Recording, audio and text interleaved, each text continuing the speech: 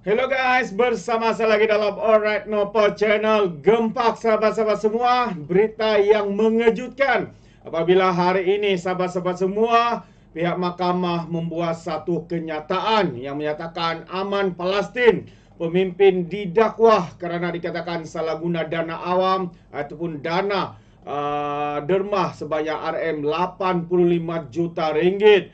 Wow, kalau sebelum ini mereka menafikan semua itu, tapi hari ini sahabat-sahabat semua, pendakwaan akan dilakukan ke atas perkara ini. Jadi menarik ya untuk saya kongsikan bersama dengan anda apabila dikatakan pimpinan Aman Palestin berdepan 164 tuduhan salah guna dana RM85 juta ringgit. Jadi mari kita ikuti kenyataan berita ini yang sepetik daripada Harapan Daily menyatakan bahwa 3 pemimpin Aman Palestin, pengurusi eksekutifnya Abdullah Zaid Abdul Rahman, Ketua Pegawai Eksekutif Awang Sufian Awang Piut dan juga pengarah syarikat Khairuddin Muhammad Ali berdepan sejumlah 164 tuduhan. Zaid dan Awang berdepan 161 tuduhan pecah amanah, penipuan harta dan penggubahan wang haram berjumlah RM79 juta. Lebih. Dan Khairuddin pula dituduh dengan tuduhan penggubahan wang haram berjumlah 6 juta lebih. Dan Suruhanjaya Pencegahan Rasuah Malaysia SPRM telah menahan ketiga-tiga individu tersebut semalam selepas merekatkan kenyataan mereka. 2 bulan lalu SPRM telah membekukan 41 akaun berkaitan Aman Palestin melibatkan RM15 juta ringgit.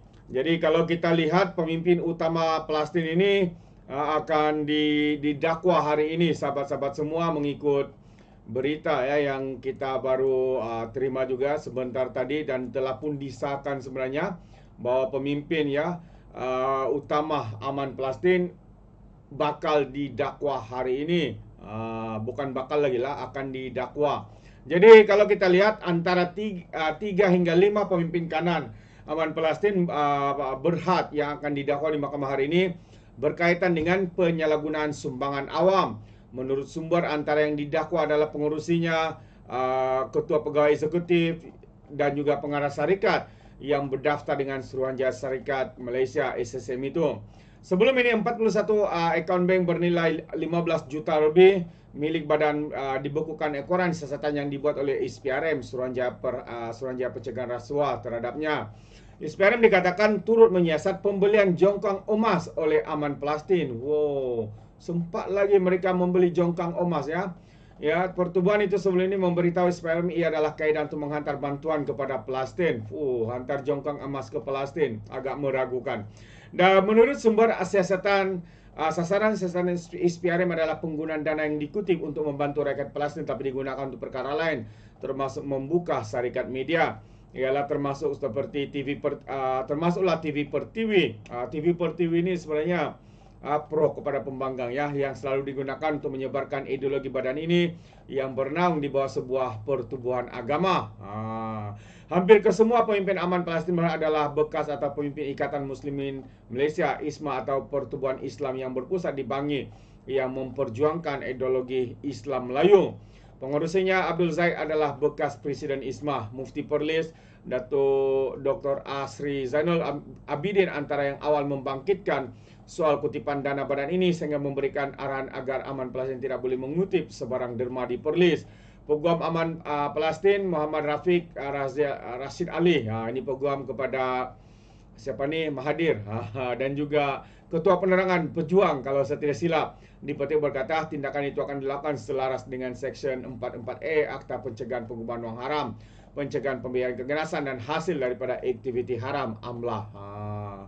Jadi satu perkara yang amat mengejutkan sahabat-sahabat semua. Inilah kalau benarlah apa yang mereka lakukan, ini mau bermaksud ya mereka menunggu air yang keruh. Sambil-sambil menyelam, sambil-sambil minum air, itulah yang dilakukan. Jadi akhirnya semuanya terbongkar dan hari ini ya pendakwaan telah pun dilakukan ke atas beberapa individu. Dan seterusnya sahabat semua, sebelum saya akhiri, saya juga ingin kongsikan ya kenyataan daripada Datuk Seri Mat Sabuh yang terkini. Ya, katanya tidak berasas jika dakwah keputusan Mahkamah menentang undang-undang syariah. Saya percaya kenyataan Datuk Seri Mat Sabu ini berkaitan dengan keputusan Mahkamah Persekutuan, ya, perlembagaan persekutuan, Mahkamah Persekutuan yang membatalkan 16 enactment undang-undang jenayah syariah di Kelantan. So kalau kita lihat, begitu ramai yang cuba menjadi peguam, begitu ramai yang membuat kenyataan, ada yang membuat kenyataan-kenyataan bangang, kenyataan memusingkan, kenyataan berita palsu dan sebagainya. Yang terkini adalah seorang individu dikenali sebagai Didi Chronicle, dikatakan mempersendakan keputusan tersebut, dan yang lebih teruk lagi mempersendakan Islam dan sebagainya. Itu antara kenyataan. Jadi kalau kita lihat kenyataan daripada Datuk Seri Mat Sabu, amanah menegaskan, katanya, sebarang dakwaan bahwa keputusan dibuat Mahkamah Persekutuan sebagai menentang undang-undang syariah adalah tidak berasas.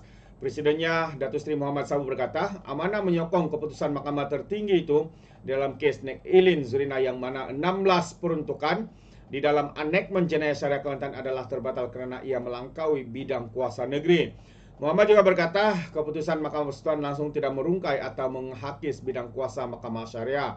Tambah lagi, maka apa-apa dakwaan bahwa keputusan kes tersebut menentang undang-undang syariah adalah tidak berasas dan ianya satu permainan sentimen yang dilakukan setengah pihak untuk mengelirukan orang ramai, katanya dalam satu kenyataan hari ini.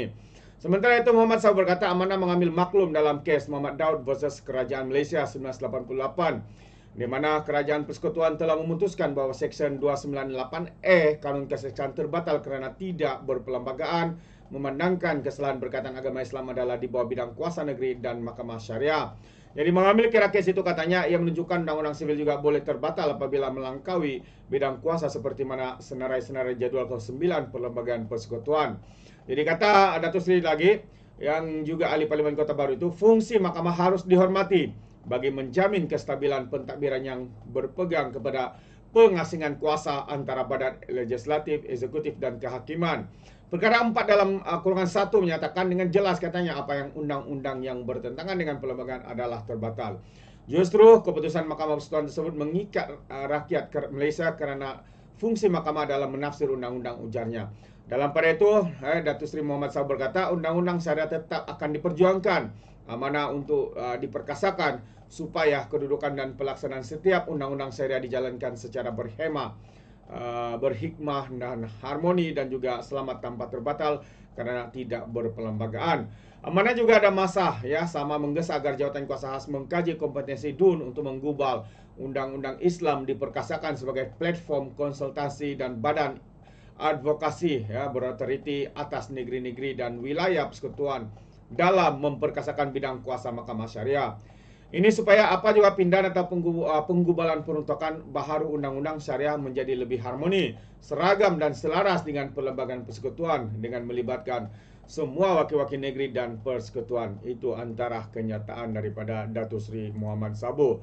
Dan saya setuju, sahabat semua, bahawa kenyataan Datuk Seri Mat Sabu ini harus dipandang serius, ya.